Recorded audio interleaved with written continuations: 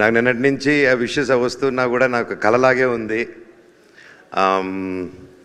ఎన్నో ఎన్నో అయింది నాకు లైఫ్లో. అయినా ఆ కాల్స్ వస్తూ ఉంటే అది తీసుకునే దానికి టైం పట్టింది నాకు. నిజంగా కార్తిక్ గారు ఏం ఆలోచించారో అప్పుడు ఈ కథ ఆలోచించుకొని నన్ను రాసుకొని నన్ను అడగడం, ఎన్ని జన్మలు ఎత్తినా రుణపడి ఉంటాను. అప్పుడు నాకు బాగా గుర్తుంది. డెఫినెట్గా ఈ సినిమా అన్న ఇది ఎక్కడికో తీసుకెళ్తుంది, ఇది ఆయన చెప్పినప్పుడే చెప్పాను, ఇది చాలండి, నేను ఇన్నాళ్ళు ఎప్పుడు ఏదో కొత్తగా ట్రై చేయాలని వెతుకుతున్నాను. నేను ఎక్కడ సోషల్ మీడియాలో చూసినా, ఎక్కడ కలిసినా అన్న సినిమా ఎప్పుడు కంబ్యాక్ ఇవ్వు, మేము చూసుకుంటాం, నువ్వు కంబ్యాక్ ఇవ్వు, నీకు హిట్ పడాలి, కంబ్యాక్ ఇవ్వు, కంబ్యాక్. నేను ఎక్కడికి వెళ్ళినా అన్న నీ కంబ్యాక్ ఎప్పుడు అని అడుగుతూ ఉన్నప్పుడల్లా వస్తున్నాను తమ్ముడు, త్వరలో చేస్తానని చెప్పి బయటికి ధైర్యంగా మాట్లాడుతున్నా. లోపల తెలియని భయం ఎప్పుడు. చాలా సినిమాలు దగ్గర వరకు వచ్చి దూరం అయిపోతూ ఉన్నాయి. అనుకుంది ఒకటైతే జరిగేది ఒకటి.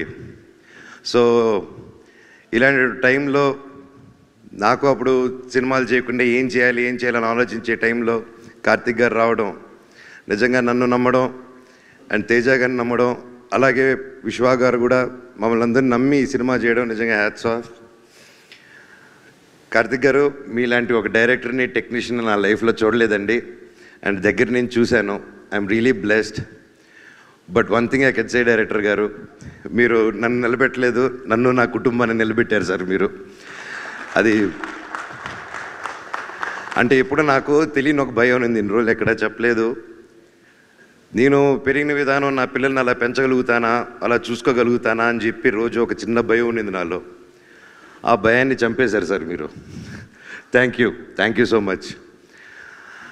నిజంగా ఆయన పడ్డ కష్టం, ఆయన ఒక టెక్నీషియన్గా అండ్ మధ్యలో ఒక సినిమా చేయడం, దానికి రివ్యూస్ వేరేగా మిక్స్డ్ రివ్యూస్ రావడం, అది వచ్చాక కూడా ఆయన టీం మెంబర్స్ మీద కూడా కమెంట్ వస్తే అది కూడా లెక్క చేయకుండా వాళ్ళతో స్టిక్ ఆన్ అయ్యి, అదే విశ్వాన్న ఆ విషయంలో అండి great.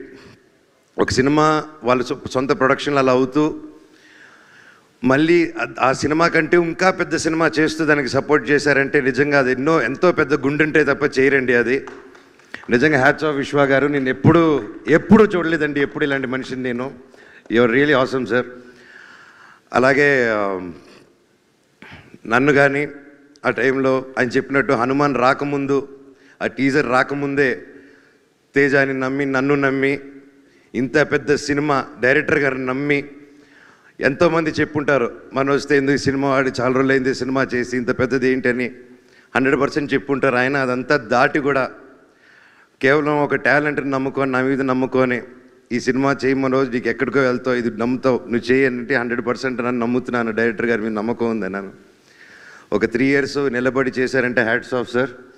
And each and every one and especially Teja గారు, తమ్ముడు, your awesome. And this is just a start. నువ్వు ఇంకా ఎంత హైట్స్కి వెళ్తావు. All the very best. అందరిని ఇండస్ట్రీలో కలుపుకుంటూ కలిసి మెలిసి ముందుకు వెళ్ళిపోవాలన్న దేవుడిని కోరుకుంటున్నాను నిన్ను. అలాగే మా సినిమాలో రితిక అద్భుతంగా చేసింది. All the very best. You have a great future ahead. And ముఖ్యంగా తమ్ముడు, ఈ సినిమాలో అండి నా మహాబీరుల అమ్మ 2 పిల్లలు చేశారు. ఈ అబ్బాయి, ఇంకో అబ్బాయి, ఇంకా చిన్న అబ్బాయి. అందరూ నేను చేశానన్నారు, అదన్నారు. నాకంటే ఎంతో బాగా చేశారండి వీళ్ళిద్దరూ.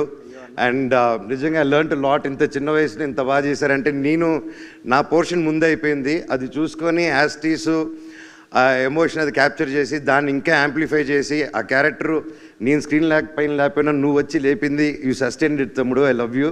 God bless you. అండ్ నువ్వు చెప్పినట్టు మన దగ్గర అది లాక్కున్నారంటే డైరెక్టర్ గారే.